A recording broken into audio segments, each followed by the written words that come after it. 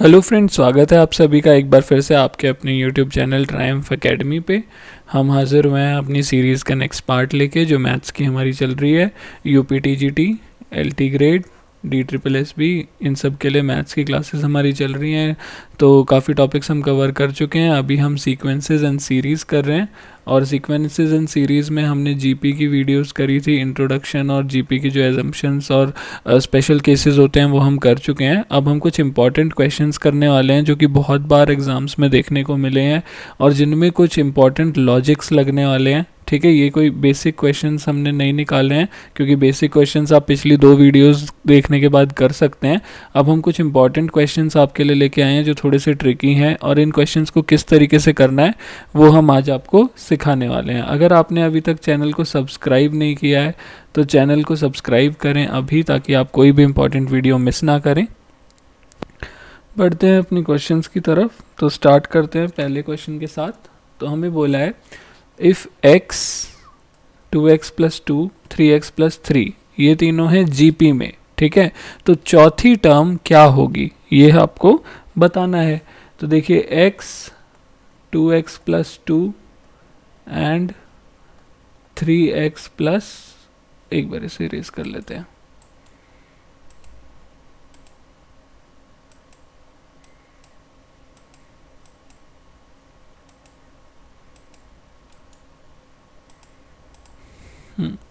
Three x plus three. तो ये हमें बोला है कि तीनों जीपी में है। तो जीपी में देखिए क्या होता है, कॉमन रेशियो सेम होता है। तो पहले तो कॉमन रेशियो इन दोनों टर्म्स से कॉमन रेशियो क्या निकलेगा, 2x + 2 डिवाइडेड बाय x। और बची हुई 2 टर्म्स जो है हमारी, उनसे कॉमन रेशियो, इन दोनों में से कॉमन रेशियो अगर निकालना है तो कैसे निकलेगा, 3x + 3 डिवाइडेड बाय 2x + 2। इसी तरीके से हमारा कॉमन रेशियो निकलता है। तो यहाँ से देखिए क्या आएगा, 2 कॉमन ले लीजिए, तो ये क्या बचेगा, x + 1 अपॉन में x। यहाँ से 3 कॉमन ले लो, x + 1, और नीचे वाली टर्म से 2 कॉमन ले लो, x + 1। तो x + 1 से x + 1 कैंसिल आउट हो जाएगा। अब यहाँ पे क्रॉस मल्टीप्लाई कर दो, 2 मल्टीप्लाइड बाय 2x + 1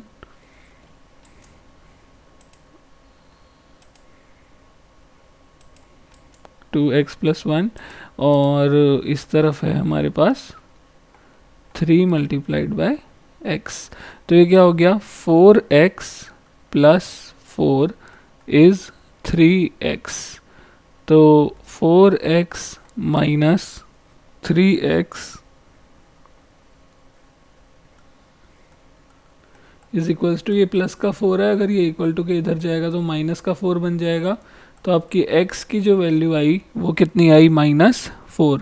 यानी जो आपकी फर्स्ट टर्म है x वो कितनी है, -4। तो हमारी जीपी देखिए क्या थी, x विच इज़ -4। दूसरा क्या था, 2x + 2, तो कितना हो गया, -4 × 2 -8 + 2 -6। और थर्ड टर्म क्या थी, 3x + 3, तो -4 × 3 -12 + 3 -9। तो ये हमारी जीपी है, -4 -6 -9। ठीक है, तो अब इस जीपी से आपको पता लग जाएगा आपकी फर्स्ट टर्म क्या है, -4, और आपका कॉमन रेशियो r कितना है, -6 divided by -4, second term divided by first term. तो ये कितना हो गया, 3/2। तो आपका कॉमन रेशियो है 3/2। तो हमें कौन सी टर्म निकालनी थी, हमें फोर्थ टर्म निकालनी थी। तो फोर्थ टर्म क्या होती है, ar⁻³ तो a आपका कितना है, -4, और r आपका कितना है, 3/2⁻³। तो ये कितना हो गया, एक बार इसे इरेज कर लेते हैं।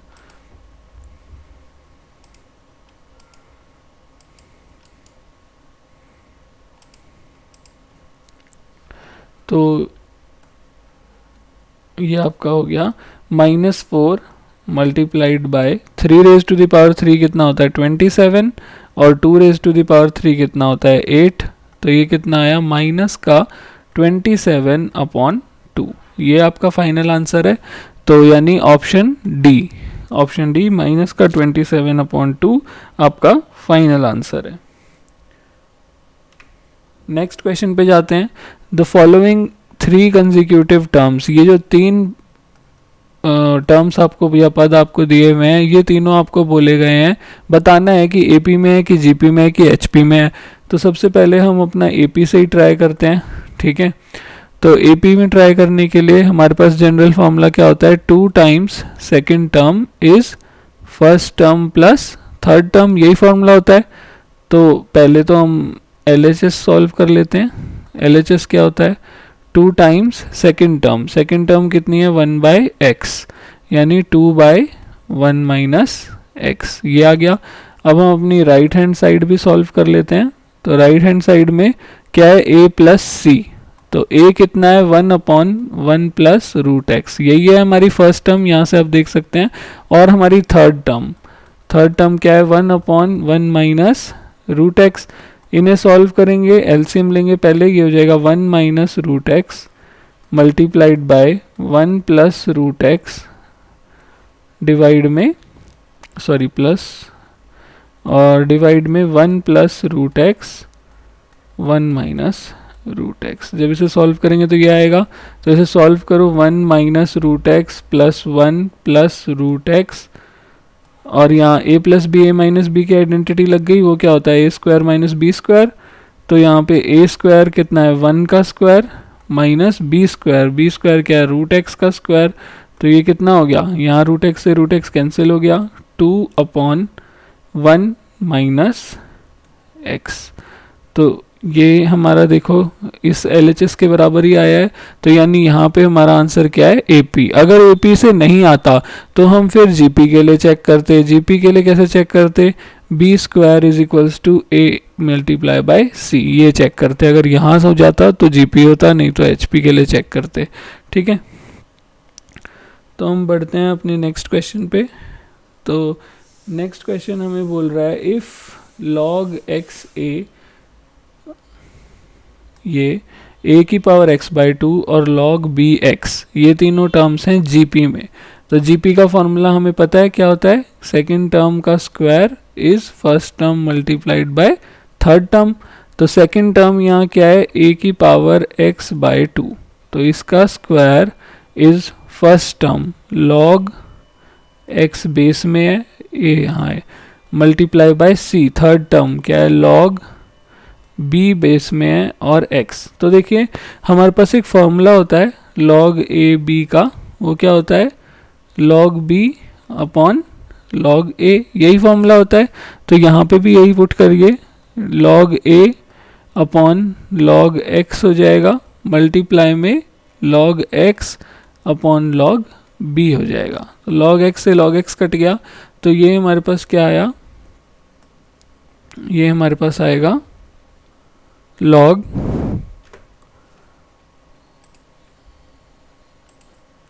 तो log a upon log b हमें दिया हुआ है। log a upon log b में क्या हो जाएगा, अब एक और आइडेंटिटी हमारे पास होती है कि log a multiplied by log b क्या होता है,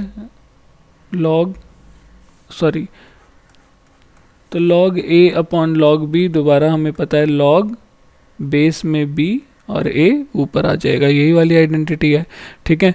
तो हमें इससे ये मिल गया log b upon log a। तो हमसे पूछा है कि x की वैल्यू क्या होगी, तो यहाँ a x की पावर x/2 का होल स्क्वायर था, तो ये x/2 से 2 कैंसिल आउट हो जाएगा, ax की वैल्यू ये आ गई, तो ax की वैल्यू ये आ गई। तो हमें तो x की वैल्यू चाहिए, तो हम दोनों तरफ अगर log a ले लें, log a की power x, log a log b base में a।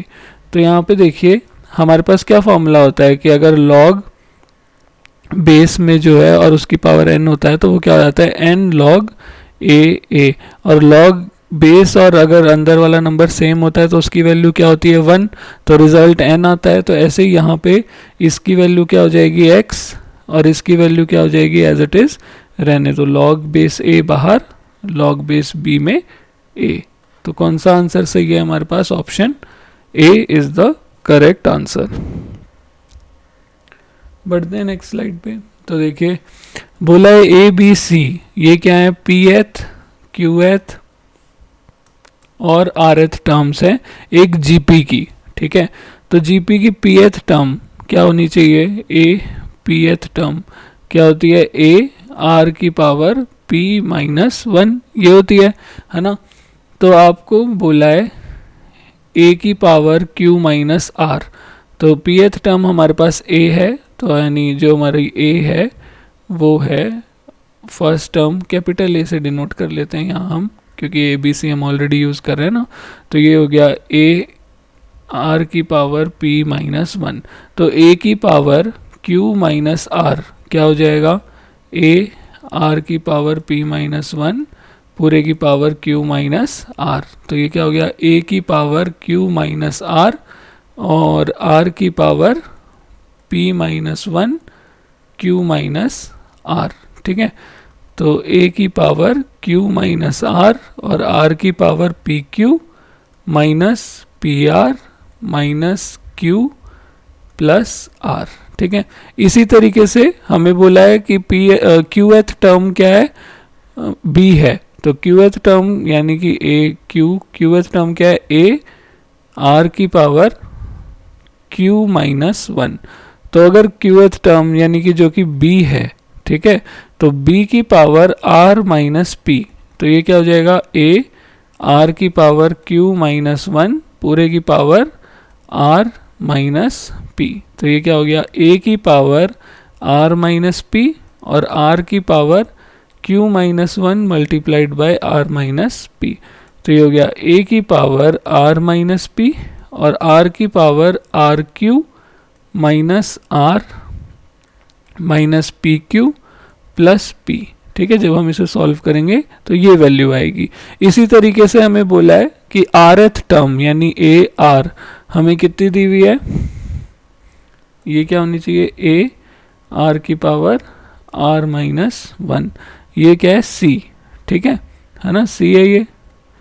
तो यहाँ से सी की पावर पी माइनस क्यू, ये कितना हो जाएगा, ये हो जाएगा ए आर माइनस आर की पावर आर माइनस वन की पावर पी माइनस क्यू, तो ये हो गया ए की पावर पी माइनस क्यू और आर की power are minus one multiplied by p minus q, तो ये हो गया ए की पावर पी माइनस क्यू और आर की power r p minus r q minus p plus q. तो हमें तीनों की वैल्यूज़ मिल गई, जो तीन वैल्यूज़ हमें यहाँ दी हुई हैं, ए की power Q minus are, B की पावर आर माइनस पी और सी की पावर पी माइनस क्यू, इन तीनों को मल्टीप्लाई करना है, ठीक है। तो इन तीनों का प्रोडक्ट यानी ए की power Q minus are multiply B की power are minus P multiply C की पावर पी माइनस क्यू, तो ये क्या हो जाएगा, ए की power q minus are multiply करना है r माइनस पी से और p माइनस क्यू से, तो सारी पावर ऐड हो जाएंगी a की, तो q minus r plus r minus p plus p minus q, और ऐसे ही साथ में जो r है उसकी भी पावर्स ऐड हो जाएंगी, तो r की पावर यहाँ क्या है, p q minus p r minus q plus r, फिर यहाँ पे r की पावर्स क्या है देखो, plus r q minus r minus p q plus p, और अब यहाँ पे भी जो आर की पावर्स हैं ये भी ऐड कर दो, तो r p minus r q minus p plus q. तो यहाँ से तो देखिए ए की पावर में q minus Q cancel out, p minus P cancel out, r minus R cancel out, A की पावर ज़ीरो हो गई। अब r पे आते हैं, तो यहाँ पे देखिए प्लस का पी क्यू माइनस का पी क्यू माइनस का पी आर प्लस का पी आर माइनस का क्यू प्लस का q plus r q minus r plus r minus p p, ये भी सारी कैंसिल आउट हो गई, आर की पावर भी ज़ीरो, तो 1 इंटू 1 आंसर क्या आ गया 1, यानी ऑप्शन बी 1। इसे आप सीधा लर्न भी कर सकते हो, ये क्वेश्चन काफ़ी इंपॉर्टेंट है और आपको मतलब अगर इस तरीके के क्वेश्चंस आप प्रैक्टिस कर लेते हो एक बार और आपको ध्यान रहता है कि ये कैसे हुए थे, तो एग्जाम के टाइम पे आपको सीधा याद भी रहेगा कि इस क्वेश्चन में इसकी आंसर क्या था 1 था। नेक्स्ट क्वेश्चन पे आते हैं, what is the sum of this series, ये पूछा है 1 4 8 इस तरीके से हमारे पास सीरीज़ है और हमें बोला है कि कोई क्वेश्चन मिस हुआ है नहीं, ओके। सो 1 4 8 13 19 26 इस तरीके से हमारे पास सीरीज़ है और हमें बोला है कि इसकी n टर्म्स का हमें सम निकालना है। तो n टर्म्स का सम निकालने के लिए इस तरीके के क्वेश्चन में जब देखो डिफरेंस से AP या GP बन रही होती है तो हम किस तरीके से सॉल्व करते हैं वो अभी हम आपको बताएंगे, आपको ये याद रखना है। तो यहाँ देख सकते हो डिफरेंस 3 का है, यहाँ डिफरेंस 4 का है, यहाँ डिफरेंस 5, डिफरेंस 6, डिफरेंस 7 ऐसे चल रहा है। तो डिफरेंस जो है 3 4 5 6 ऐसे एक AP बना रहा है। तो इन केसेस में हम क्या करते हैं, पहले हमारी जो सीरीज़ है सम वाली उसे लिख लो 1 + 4 + 8 + 13 + 19 + 26 ऐसे n टर्म्स तक है, ठीक है। हमारा जो यहाँ पे an होगा जो भी nth टर्म को हम an डिनोट कर लेते हैं और हम इससे s = यहाँ लिख दो इसे 1 + 4 + 8 + 13 + 19 ऐसे प्लस यहाँ क्या आएगा an-1 और an, ठीक है। तो हम सब्ट्रैक्ट कर देते हैं, ये इक्वेशन 1 है और ये इक्वेशन 2 है, ठीक है। इक्वेशन 1 से 2 को जब हम इक्वेशन 1 में से 2 को जब हम सब्ट्रैक्ट करेंगे तो s - s हमारे पास यहाँ क्या बच गया 0, ठीक है। और 0 = यहाँ पे देखिए 1 + 4 - 1 कितना हो गया 3 + 8 - 4 4, 13 - 8 5, 19 - 3 13 6, 26 - 19 7 ऐसे हमारी जो AP है वो चलती जाएगी, ठीक है। और इस तरफ ये यहाँ से भी माइनस करके कुछ बचेगा हमारे पास और लास्ट में ये क्या बच जाएगा माइनस का an यानी कि nth टर्म। तो ये जो माइनस का nth टर्म हमारे पास बच गया इसको ले आओ इक्वल टू के इस तरफ। तो इक्वेशन क्या बन गई an = 1 + 3 + 4 + 5 + 6 प्लस ऐसे चलती जा रही है। तो अब ध्यान से देखिए ये जो है हमारे पास 1 अलग से है और ये हमारे पास एक AP की फॉर्म में है ना, एक AP मिली हुई है हमें और 1 दिया हुआ है उस AP के आगे। तो ये जो हमें सीरीज मिली है 1 + 2 कहाँ गया 1 + 2 + 3 + 4 ये जो होता है इसको जब हम सॉल्व करते हैं तो हमारे पास क्या आता है। नहीं तो हम एक काम करते हैं, यहाँ पे टोटल नंबर ऑफ टर्म्स कितनी हो जाएंगी n-1 तक जाएगा ये है ना, n-1th टर्म तक गया था ना an। तो ये टोटल टर्म्स हैं an वाली पूरी n टर्म्स हैं, पर इसमें से हमने एक 1 हटा दिया तो ये जो टर्म्स बच गई ये कितनी है n-1 टर्म्स है ना। तो इसका सम निकाल लो n-1 टर्म्स के लिए कितना होगा। Sn का फॉर्मूला क्या होता है n/2 2a + n-1 d, यही फॉर्मूला होता है। तो n-1 टर्म्स का सम क्या हो गया n-1/2 2a, तो a कितना है यहाँ 3, तो 2a कितना हो गया 6 प्लस n-1, तो n की जगह पे n-1 है तो ये हो गया n-1 -1, d की जगह पे तो 1 ही है तो ये कितना हो गया n-1/2 और इधर क्या बच गया 6 + n-2, तो 6 + n-2 कितना हो गया n+4। तो ये सम हमारे पास यहाँ आ गया। तो जो हमारी an की वैल्यू आई वो आई 1 + n-1 n+4 / 2, ठीक है। तो ये आई है हमारे पास, तो इसे सॉल्व कर लो। an = 2 + n² + 4n - n -4/2, ये 2 हमने यहाँ पे भी एलसीएम ले लिया तो ये 2/2 हो गया, ठीक है। तो ये कितना हो गया n² + 3n - 2/2, ये वैल्यू हमारे पास आई tn की, यानी कि जो हमारी nth टर्म है। तो यहाँ से इस सिचुएशन में फिर जो हमारा सम होता है वो होता है समीशन ऑफ हमारा nth टर्म, तो यानी कि half times summation of n square plus 3n minus 2। ठीक है, तो इसका मतलब क्या हो गया, half of summation of n square plus 3/2 times summation of n minus 2/2 times summation of 1। ठीक है, तो यहाँ से हमें पता है n स्क्वायर का फॉर्मूला क्या होता है, सम ऑफ n स्क्वायर।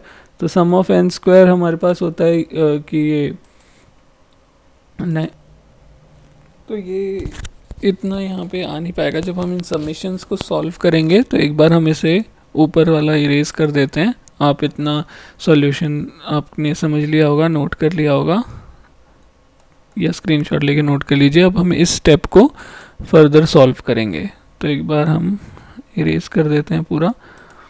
ओके, तो हमारे पास कहाँ हमारा फाइनल स्टेप पहुँच गया था, हमारा फाइनल स्टेप था कि half of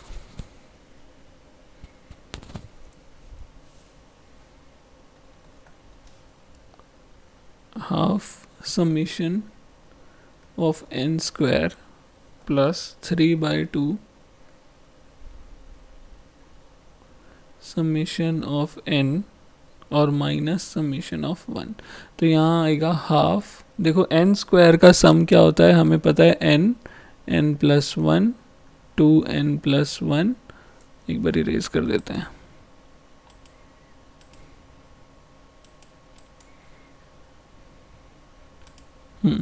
n plus 1 2n plus 1 upon में 6 होता है।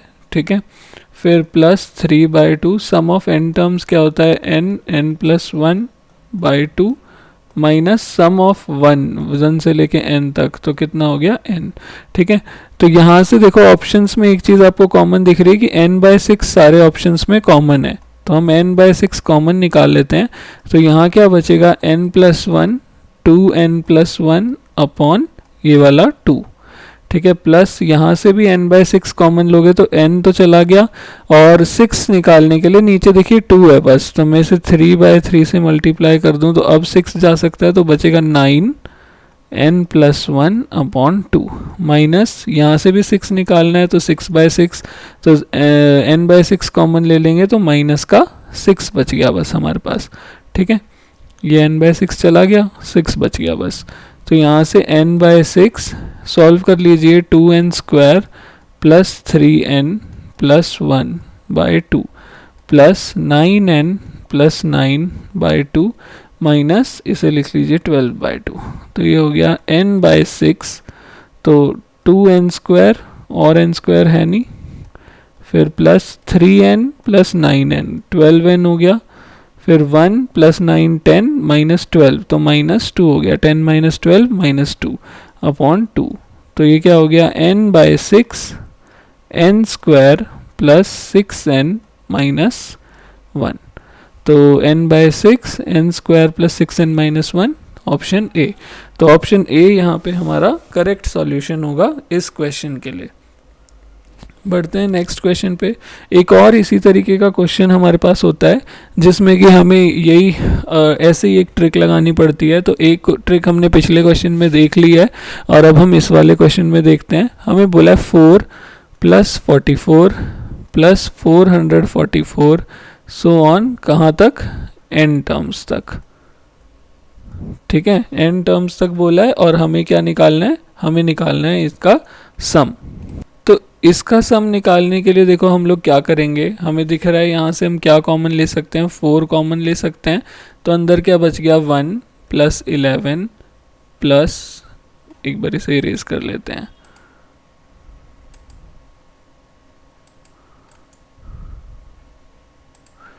1 + 11 + 111 और ऐसे चलता जाएगा n टर्म्स तक। तो अभी भी देखो ना तो ये हमारे पास कोई AP है ना ही हमारे पास कोई GP है। तो इस तरीके के क्वेश्चंस को सॉल्व करने की ट्रिक क्या होती है कि आप पूरे को 9/9 से मल्टीप्लाई कर दो। तो ये हो जाएगा 4/9 और अंदर क्या हो गया, 9 + 99 + 999 plus so on n terms तक, ठीक है। तो अब आप इसे कैसे लिख सकते हो, 4/9, 9 को आप लिख सकते हो 10 माइनस 1, 99 को आप लिख सकते हो 100 माइनस 1, और इसको आप लिख सकते हो 1000 माइनस 1। तो ऐसे ही हमारी जो सीरीज़ है वो चलती जाएगी। तो यहाँ से बेसिकली फिर हमें क्या मिलेगा, 4/9, तो 10 प्लस 100 प्लस 1000 प्लस ऐसे ही nth टर्म तक का जो भी हमारा 100 का मल्टीपल होगा वो 10 का मल्टीपल होगा वो मिलेगा। और ये -1 -1 -1 n टाइम्स -1 जो हुए, इसकी वजह से हमारे पास क्या आ गया, एक माइनस का n भी आ गया है, ठीक है। तो इसको जब हम और फर्दर सॉल्व करते हैं तो देखिए ये हमारे पास अब क्या है, एक जीपी है ना। और जीपी में एसएन का फॉर्मूला क्या होता है, ए आर की power n minus 1 upon r minus 1, यही फॉर्मूला होता है। तो n टाइम्स इसका फॉर्मूला क्या हो जाएगा, n टर्म्स का एसएन, ये हो जाएगा हमारा ए कितना है 10, r की power n, r common ratio कितना है, देखो 10 से ही मल्टीप्लाई होता जा रहा है तो कॉमन रेशियो भी 10 है, 10 की power n minus 1 upon 10 minus 1। तो ये कितना हो गया, 10/9, 10 raise to the power n minus 1, ठीक है। तो इसका सम तो हमारे पास ये हो गया, और साथ में हमारे पास क्या है, एक माइनस का n भी है। तो जब हम इसे सॉल्व करेंगे तो ये क्या हो जाएगा, 4/9 मल्टीप्लाइड बाय 10/9, 10 की पावर n, इरेज कर लेते हैं,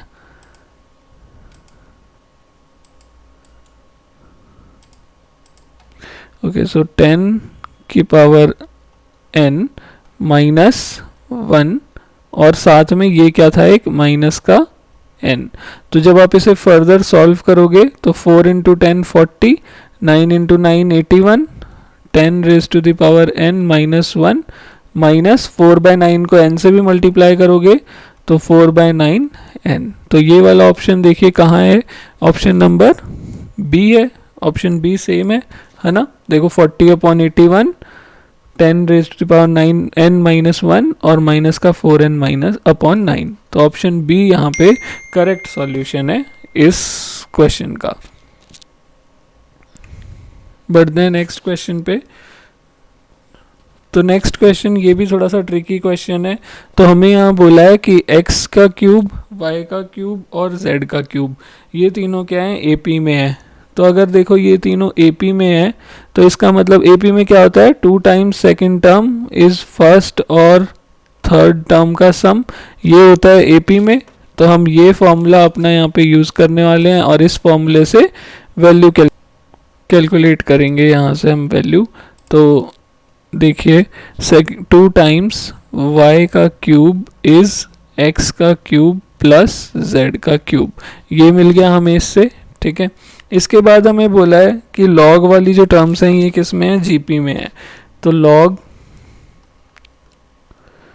तो GP में हमारे पास क्या होता है, b स्क्वायर इज AC, ये होता है फर्स्ट टर्म थर्ड टर्म का product is equal to square of second term.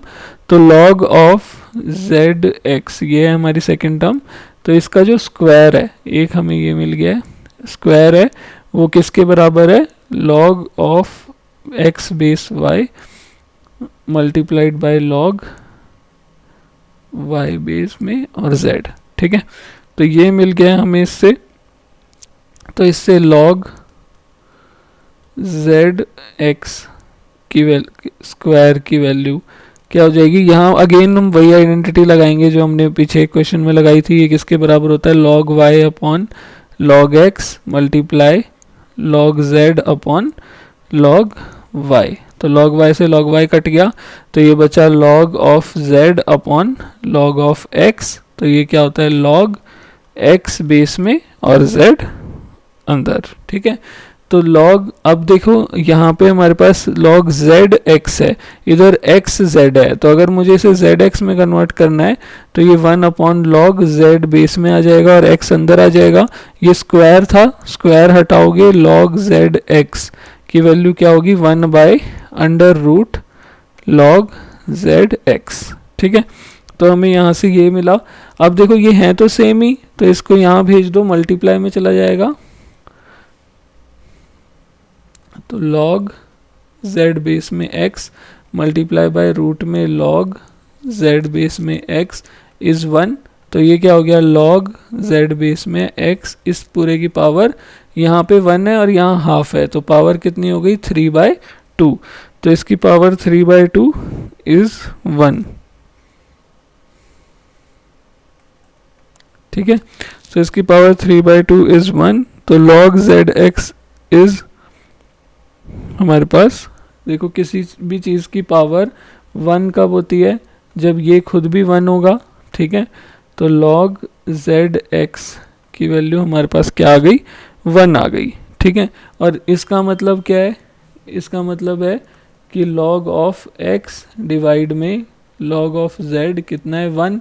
तो यानी कि log ऑफ x और log ऑफ z ये दोनों क्या है, बराबर हैं। ठीक है, और ये दोनों अगर बराबर हैं तो x और z भी आपस में बराबर हैं। तो अब देखो हमें दिया हुआ है साथ में कि एक्स वाई जेड का जो प्रोडक्ट है वो कितना दिया हुआ है, 64 दिया हुआ है। ठीक है, अब अगर यहाँ से x और z दोनों बराबर हैं तो मैं दोनों की जगह x लिख सकता हूँ। तो एक्स वाई एक्स इज़ 64, इसका मतलब एक्स स्क्वायर वाई इज़ 64। ठीक है, तो ये हमें मिल गया इससे। अब हमारे जो ये इक्वेशन थी जो शुरू में हमने डिराइव करी थी, ये आपको याद है 2y³ is x³ plus z³। ठीक है, ये दिया था हमें। तो क्योंकि x और z बराबर हैं तो ये x³ प्लस x³ हो जाएगा, यानी कि 2x³ हो जाएगा।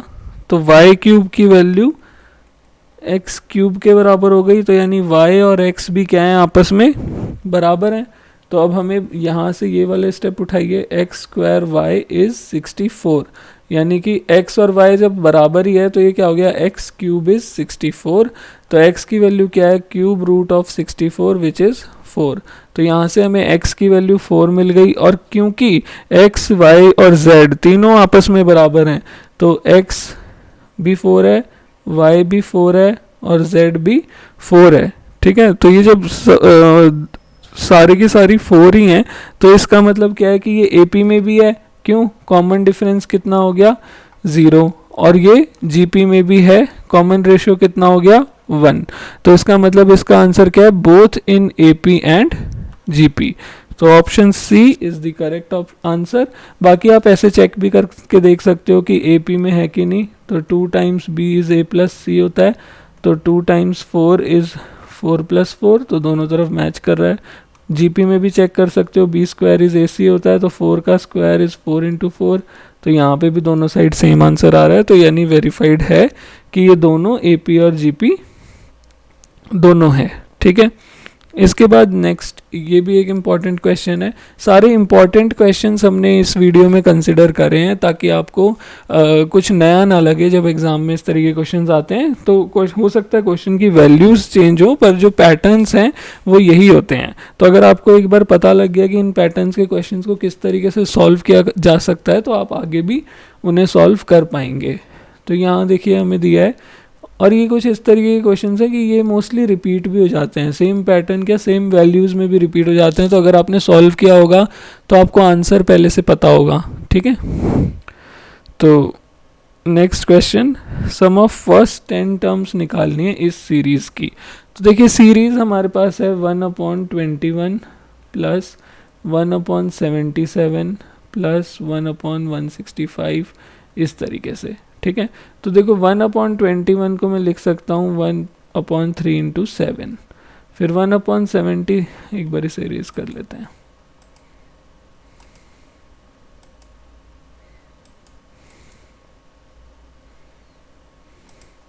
वन अपॉन 77 को हम कैसे लिख सकते हैं, 7 इंटू 11।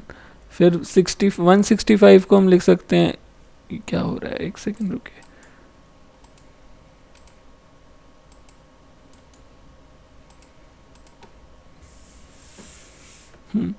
तो 1/165 को हम लिख सकते हैं 11 मल्टीप्लाइड बाय 15।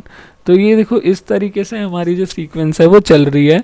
तो आप देख सकते हो 3 और 7 में 4 का गैप है, 7 और 11 में 4 का गैप है, 11 और 15 में भी 4 का गैप है।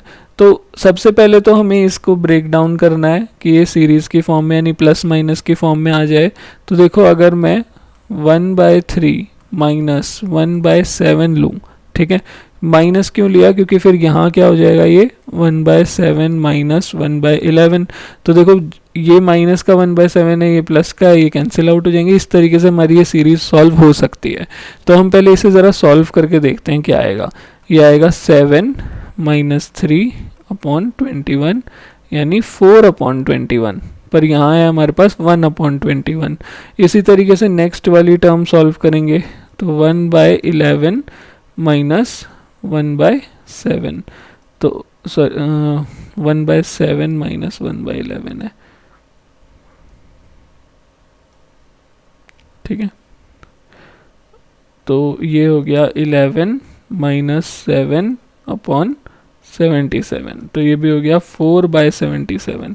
यानी कि अगर हमें इसे इस तरीके से ब्रेक डाउन करना है तो हमारे पास ऊपर 4 होना चाहिए। तो हम क्या करेंगे, पूरी सीक्वेंस में 4/4 से मल्टीप्लाई कर देते हैं। तो 1/4 को किससे मल्टीप्लाई करेंगे,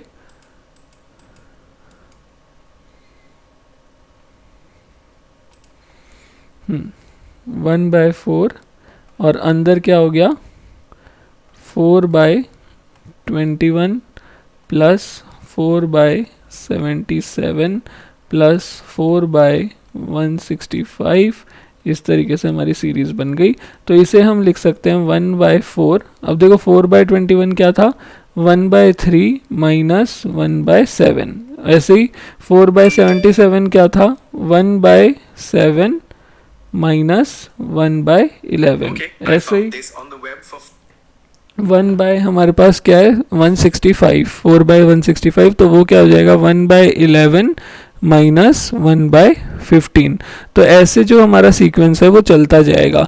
तो हमें 10 टर्म्स तक बोला है, तो हमारी 10th टर्म देखो क्या होगी। 10th टर्म से पहले तक तो सब कैंसिल होता जाएगा ऐसे, -1/7 प्लस 1/7 माइनस 1/11 प्लस 1/11 माइनस 1/15, ऐसे फिर यहाँ प्लस 1/15 आएगा।